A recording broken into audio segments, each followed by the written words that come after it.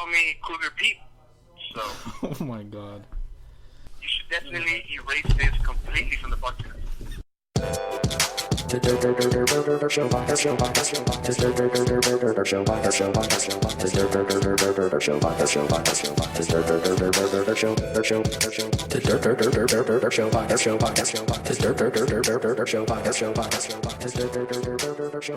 Welcome back to another episode of the Durp Show podcast. I am your host, Big Ern. You can follow me on Twitter and Instagram. That's at ezb14, and make sure you check out the website ezb14.com. Before we get started, let me just mention that this episode is brought to you by Vape and Connect. Ask for a 5% discount when you mention the word Durp. They don't know we're promoting them, but just go ahead and ask. Alright, this is episode 38. As mentioned before, we got two guests today. Both are repeaters. Both of them wanted their own podcast together.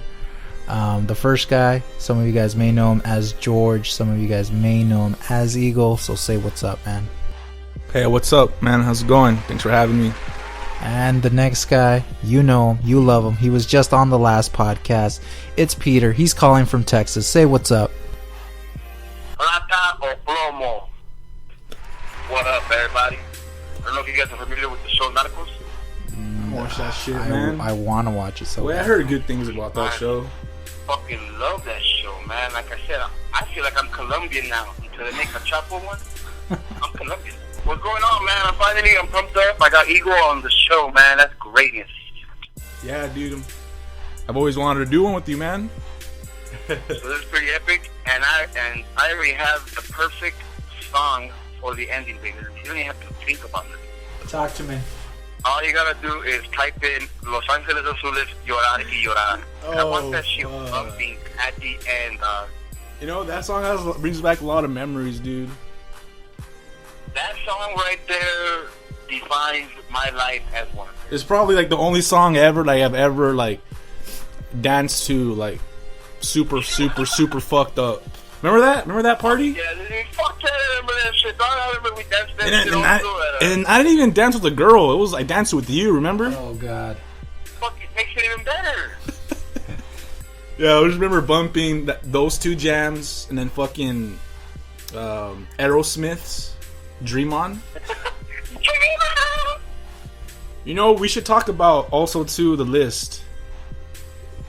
The list? No, because we're just gonna disagree to agree. No, well, I want to settle it once and for all. Let's go right now then. We can have our name your number one. On three, name your number one dick of all time. One. Wait, two, no, that's too fast. Wait. No, wait. Can you give us a top 3 list? All right, you go ahead first. Okay, Wait, number yeah. 3, Joey. Hydro Joe. Number 2, Big David. Really, David? Number 1 on the all-time dick list. Now, the definition of being a dick is being a fucking asshole. Taking the cake is fucking George. You know him as Eagle. No, dude. See, that's where I disagree, man. I told Gerald to go run away. And What'd you tell Joe? I've been downgraded. Well, okay, so this dude, alright, he kind of pissed me off, man. So, here's a story. Joe. There's a story. So, we went, it was like a random ass, like, Monday. I guess we decided to go to Raw. Anyways, yeah, so we went to Gerald's house. We could have went anywhere else, but we decided to go to Gerald's house. And, so we got our tickets. It was me, Pete, Turt, and Gerald. And so we were pretty tight on money, dude. Really, really tight. I probably had like $20 on me after I bought the tickets. for real? So I remember going. Oh, We stopped to Salinas to some supermarket. And we're like, "Hey guys, we're gonna buy sandwich stuff, chips, make it easy on each other. Like, you know, we're pretty tight. So, you know, we're gonna buy the cheapest brands, you know. So we're all doing our jobs, buying the cheap $1 bread loaves. It was time to get the chips. You know, that was a pretty hard decision. So Gerald decides to like fucking gets like, I don't know what chips they were, dude, but they were like the most expensive ones there. I think it was like a kettle. It was like a kettle brand. He's like, "Hey guys, how about we get one of these?" And just and I remember just looking at. I was so mad, dude. I was like looking at Gerald, and I was like, was like, Gerald, look, I want you to do something, man. Can you please just go? You know, just go to the highway, stay in the middle of the street, and just stay there, right? And then Gerald just kind of like, he got all sad, huh? Well, I was kidding after. He came up to me. He's like, "Hey, Eagle just told me to go fucking run away." You know? Like, what? Oh yeah, I said go run away to a street and sit down. We were already like late, as it is. And that shit was fun, dude. Waiting in line for Monday Night Raw is the shit. Yeah, so you know, it was pretty cool though. It was probably one of the best. Like, it was like the best sporting event I've ever gone to. It's my second or third, but I think that day was epic for me. This is why it was epic for me. Well, you know what? Can I tell you what I saw? So I came into this thinking like I'm gonna see a couple of like wrestlers, you know, that I mean I kind of like, but you know I never expected to see Shawn Michaels. Shout out to Shawn Michaels, Heartbreak Kid. Shout out to HBK. Sweet Chin Music. I'm about to go see him Monday. I just remember you, dude, like when his music hit. I've never seen anybody like just get so excited like you, dude. I literally saw a tear come out when you were screaming. You were screaming so loud too. That's his favorite wrestler. Yeah, it is. He was screaming so loud, dude. It was like you're a fucking teeny bopper. I've always been a Shawn Michaels fan. I'm probably the only guy his number one fan. Yeah. I hate Stone Cold. Oh, I hate Stone Cold. Here we go, dude. Here we go. This has to come out right now. I'm gonna end it right now. Stone Cold, you know, beat Shawn Michaels. Oh my god! And after that, okay, I'll give. Oh, shout out to Stone Cold and his podcast. It's a good podcast, by the way. Shout out to Stone Cold and his podcast. Look us up and let's get a connection, Stone Cold. But I'm saying WrestleMania 14. You know, Stone Cold versus Shawn Michaels. Mike Tyson as the ref. Stone Cold, you know, he fucked him up, and that was it, man. He after that, you know, Shawn Michaels was done. Cause he had a broken back. Well, Stone Cold, you know, Stone Cold beat him though, man. Look it, fair and square. And then that asshole Mike Tyson. Can we talk about Jim Ross saying Tyson? It's fucking epic. Imagine him in football, dude. Oh my god! If a guy, imagine if like a running back. John Madden, just what I'm saying. John Madden, you wouldn't be able to understand shit. Imagine if that guy would like say there's like a play on the 1 yard line, running back gets the ball, runs a 100-yard touchdown. Just imagine Jim Ross. You'd have a fucking heart attack. Like you're gonna get through the score. Score. For the love of God, someone tackle the man. Like, I could just picture that shit, man. But I knew for a fact coming into the show that with you on it, we were gonna talk about shit like. Oh yeah, we have a list here, by the way. If you want to start, we're already like on our 8th subject that none of them were planned out. Get them up. On the last podcast, we're talking about the infamous Jersey protest that you were a part of. So then that got us to thinking, well, what other kind of protests happened during our high school? And one of the big ones that we forgot was the infamous walkout back in like I would say like 05, 06 probably? Yeah, probably like 06. I witnessed like 3 of them though. Yeah. But this was mainly, if I remember correctly, it was around March or May. This was the last one. I was a senior. Yeah, you were a senior. 06, baby. And it was about the immigration stand. No, so it was on May 1st was the big rally. I think that happened like in Los Angeles, all over the big cities, right, where people were rallying against. Yeah, actually, that's how I remember. And my uncle went too, and that shit just kind of picked up steam in high school. And you guys want to give out your sides on it? What do you remember about the infamous walkout? I had an infamous moment. All I remember is I was in the NJLTC program, which I loved my senior year. I was in that shit, and for lunch, you know, I was even that into it that I would go eat lunch there sometimes. Because we had our own little office, so we would go in there and we would munch out. Well, anyways, we we're throwing it down, Munch, me and David, Big David. And out the cuts, here comes running Johnny and Julian and Jeremiah. Shout out. They come running into our office, and they're like, bro, everybody's walking out. Pete, it's immigration shit. I'm like, what the fuck? Like, for real? David, I just remember David, like, gets fucking wired. He gets pumped, bro. He stands up. Bro, we gotta do this shit. Like, he just bumped his chest, open hand, and I was like, fuck. I mean, I cannot back out, you know. So here I am. I get up, and me and David, the brothers of destruction, we're walking out from the top of the fucking school. It's a fucking long walk, and then, you know, as you're walking, people are looking at you like, oh shit, hit the fan. These two dudes are doing it. Like, the teachers are probably tripping because they knew we had friends, so we were gonna attract attention. Well, out of nowhere, shout out to Miss McConnor, Miss Johnson. All I hear was screaming like,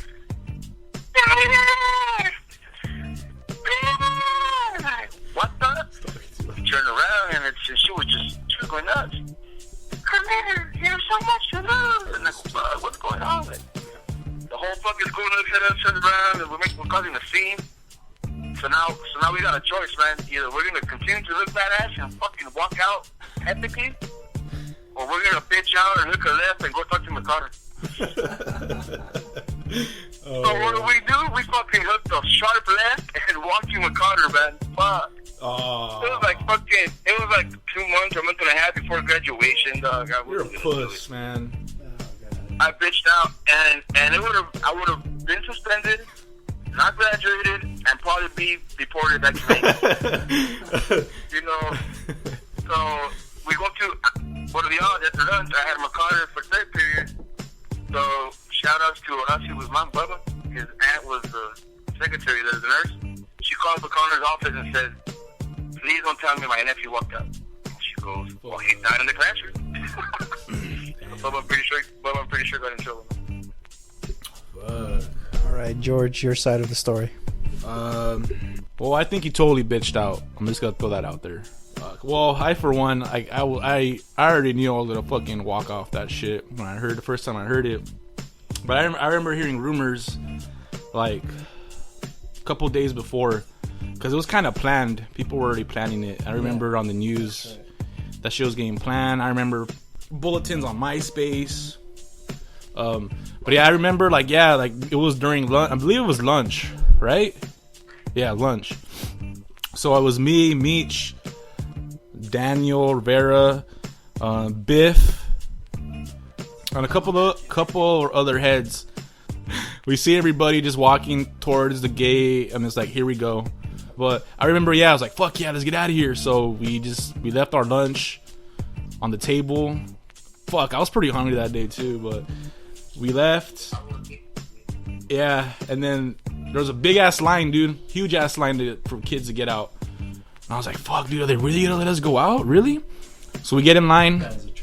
Yeah, we get in line, and I see a couple teachers like on the gate, like just, you know, asking. I know they were asking everybody, "You sure you want to do this? You sure you want to do this?" That teacher, what was his name? Sandusky. That asshole had a camera.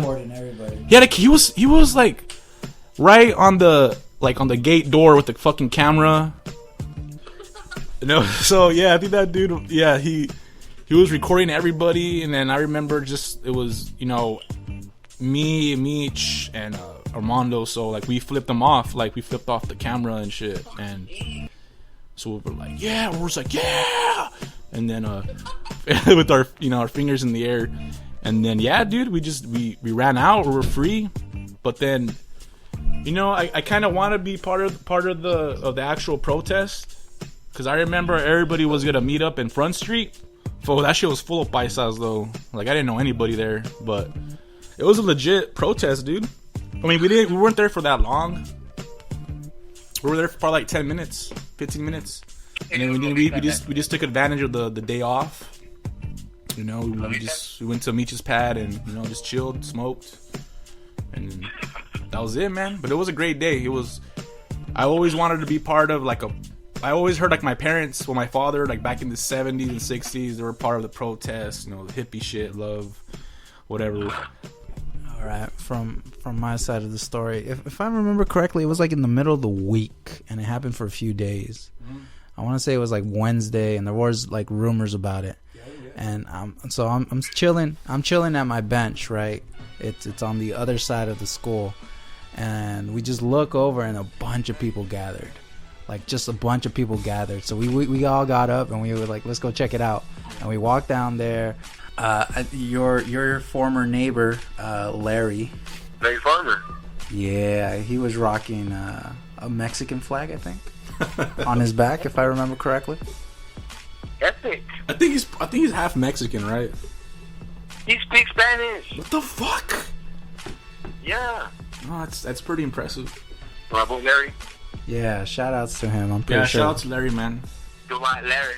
So we're all there, and I'm pretty sure he was the first one to walk out of everybody, because everybody's just kind of standing like, who's gonna do it? Who's gonna take the jump? Yeah. Who's just gonna? And like, security card was there, but they didn't stop anybody. They didn't say no, you can't do it. Yeah. We just like realized that day how easy it is just to walk out. Yeah, for sure. Just walk out, just open the door.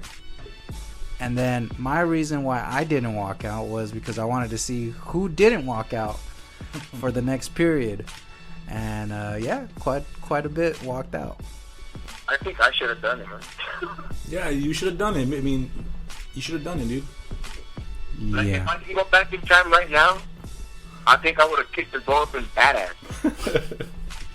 So you, like, I would have super kicked it and just straight up throw the DX sign at Sandusky epically with my tongue out and everything. Wait. So you didn't walk out at all, though? You didn't walk out like the next day, because it happened like for the following week. I think it was Wednesday. Then on Thursday they did the same thing, and then on Friday they did the same thing, and it was every time at lunch. There were some heads that were leaving. Yeah, I remember that. Yeah. So I'm asking, you backed out the first time, but did you back out the second or third? I know that I was a part of that. Well, I wasn't a part of it, but I saw that one. And I think when I was a sophomore, or whenever shit hit the fan and we hit up Iraq, they protested the war and shit. I don't know if I would have been a sophomore, maybe. And they dipped. A bunch of white people down. You serious? So for the walkout, though, if I remember correctly, they did a special meeting, right, at the gymnasium like the next week. And they invited all the parents and all the kids, because I guess they got suspended or they got referraled. We're going to have in-school suspension, the IC bullshit. Yeah. So it was to address people. And I heard it was getting heated inside. Yeah. Like people were arguing against the principal and everything. Yep. I remember,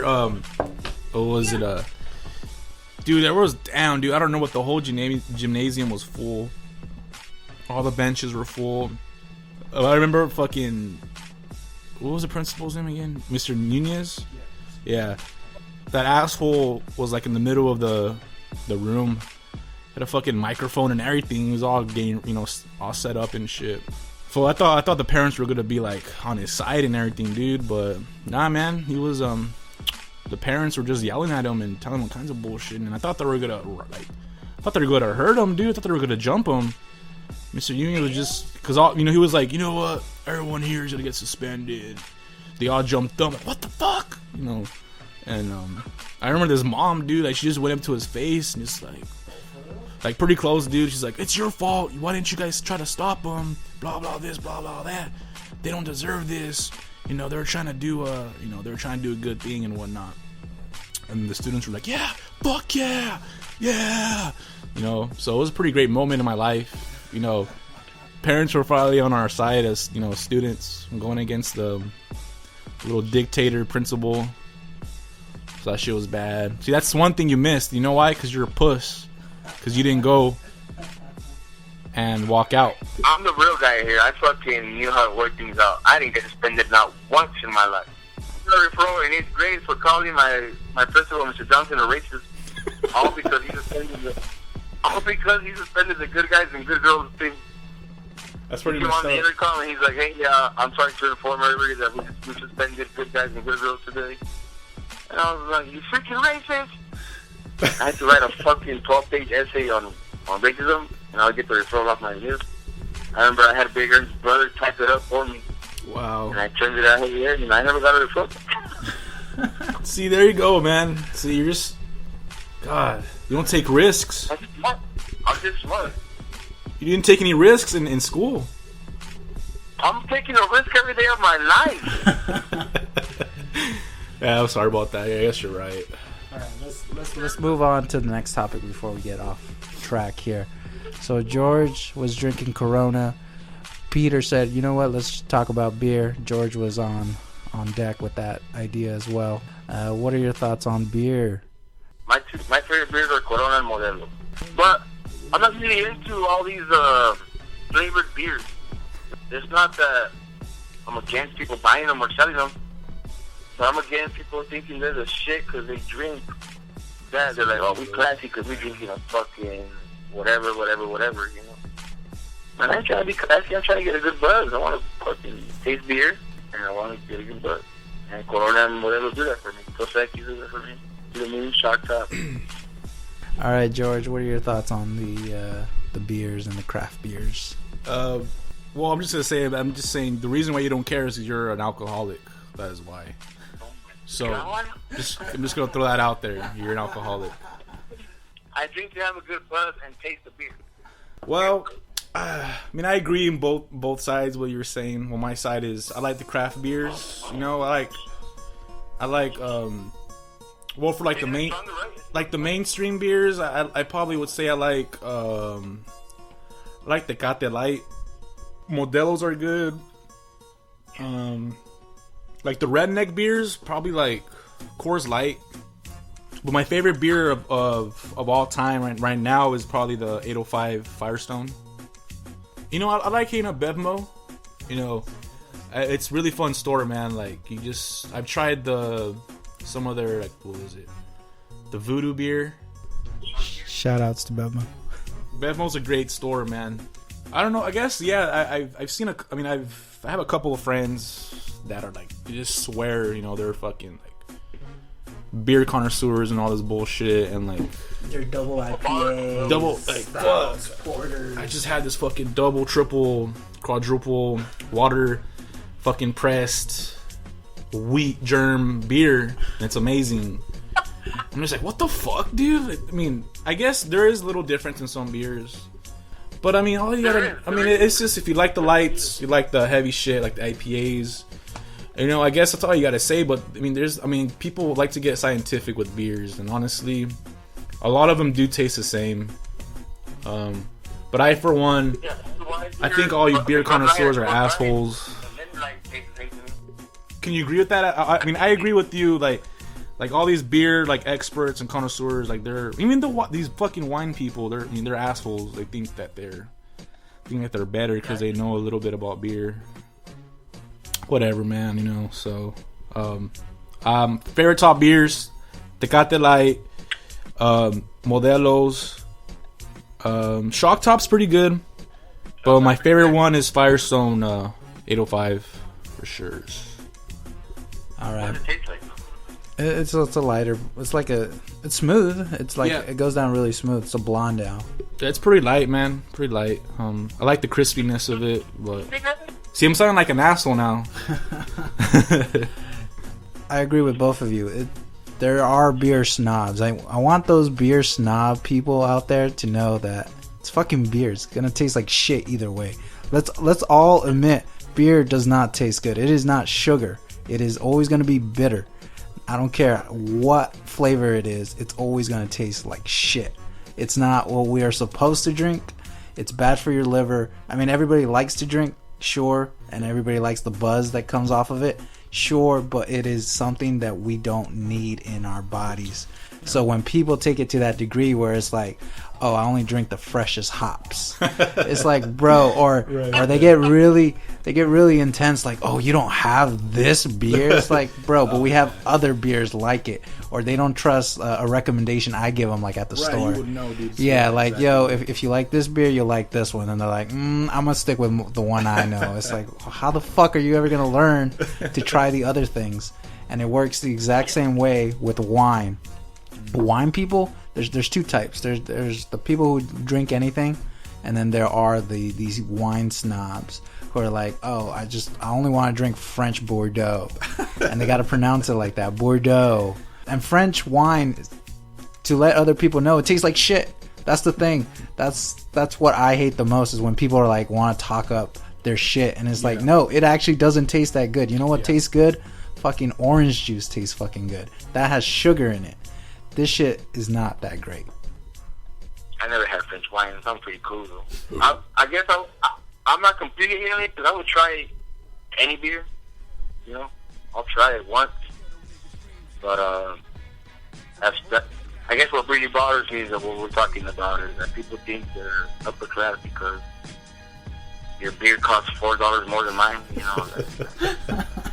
That's a good way of putting it. Yeah, it is, yeah. Everybody should be comfortable with what they like. So if you like to drink Coronas and Modelos, fuck it, bro. Drink that. That's fine. Like, that's good for you. Just don't go and boast about it. Yeah. Although I will add, one of the most unique beers I ever had, it was this beer from Paso Robles. It was like a hemp beer, made out of hemp, but like it tastes like shit. The first time I had it, like, and so we're drinking it. I wasn't enjoying it, dude. I was like, whatever. So I was like, all right, we're gonna have a little sesh, you know, we were smoking, and then I was like, you know, I was parched, you know. So then I picked up the hemp beer. And oh my god, dude, that was like one of the best beers I've ever had. But I think that beer needs to be paired with marijuana, like while you're smoking it. I forgot the name of it, but they sell it at the SVL. Shout outs to Soldado Valley Liquors. Okay, well, shout out to those guys selling beers to the minors since the 80s, man. That's where I got the beer. So that's a lie. It's a false statement. Yeah, whatever you say, man. The other thing is, it's so easy to get hooked on it. I remember as kids watching Sports Dinners, you know, we would watch it and we would see the commercial for Red Stripe. Hooray, beer! We couldn't wait till we could try a Red Stripe, and we did, and it wasn't that good. Hey, no, there we go, dude. Red Stripe was oh man, I used to drink Red Stripe all kinds back in the day. I think I was more intrigued with the bottle because it was like a medicine bottle. And always drink beer out of a bottle, man. Always. Actually, can's better, but you know what, dude? The beer snob. I think like out of a keg is better on tap. Beer on tap tastes better for me. Yeah, man. I mean, you should know more about beer than any of us. You fucking drink that shit every night. So I don't drink that much. I mean, it's not like Domino just brought in 2 beers right now. I'm just saying, dude. Like, your Snapchat, Spicy Pete, if you want to add it, it's Spicy Pete. Is that the Don't see that. Is that your screen name still? Yeah. And also shout outs to Domino. It was his birthday the other day. Okay. One last official topic here, and then we'll just go from there. Snapbacks. Okay, I have a personal beef with Snapbacks. Okay, I was just telling my brother, because at one point, I want to say in the mid-2000s, you were whack if you were wearing a snapback. Okay, now everybody wants to wear one. And I told my brother, where's the loyalty? I remember back in the days, if you had a snapback, you bought that shit at a flea market. You know, and no place else. You got yourself a fitted, oh yeah, you're rocking. That's at least a $30 hat right there. You know, and you're representing your sports team. Everybody wore fitted. Okay, I don't even wear hats. But I have a problem with everybody who just jumped onto the snapback bandwagon, and that's all they're rocking now. And they're acting like, oh, my snapbacks. Like, it was never at one point whack. And it's like, where's the loyalty? Did people forget all of a sudden? Yeah. That's my beef with snapbacks. I'm with that shit too. Fuck snapbacks. I own snapbacks, so I think I'm contradicting myself. But I've always liked a fitted cap all my life. I guess back in the day you didn't wear a snapback because they weren't that cool, like design-wise. Like you said, if you bought them at a flea market, it was the ones that was folded like a taco and shit, like all fucking. And you couldn't show up to a fucking kickback ready with wearing that shit. It was impossible. Yeah, they were for Jags, bro. I mean, it was like a 90s thing too.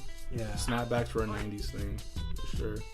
I never had a fitted hat, or I was more into like, I had long hair back in the day, so I liked trucker hats, just wearing them backwards just to keep my hair in place. But I've only owned one fitted.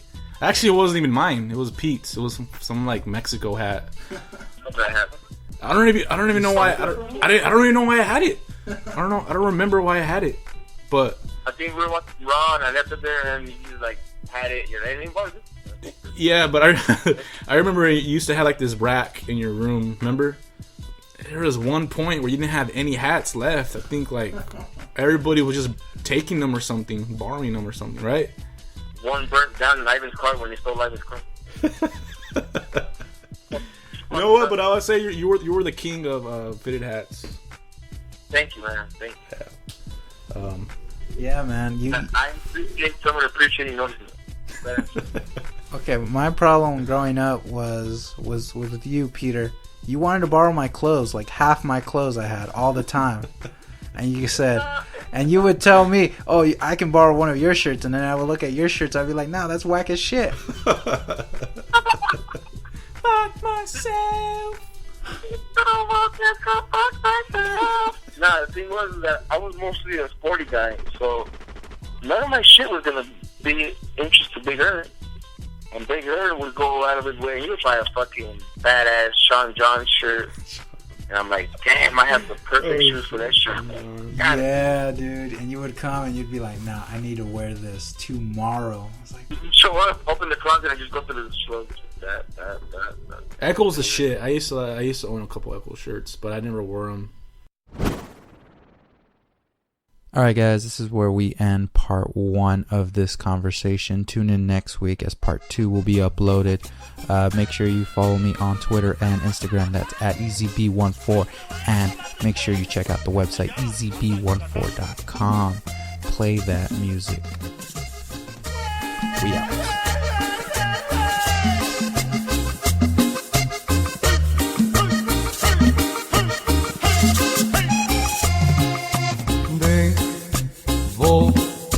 Debo de aceptar que todo fue un martirio por no estar contigo.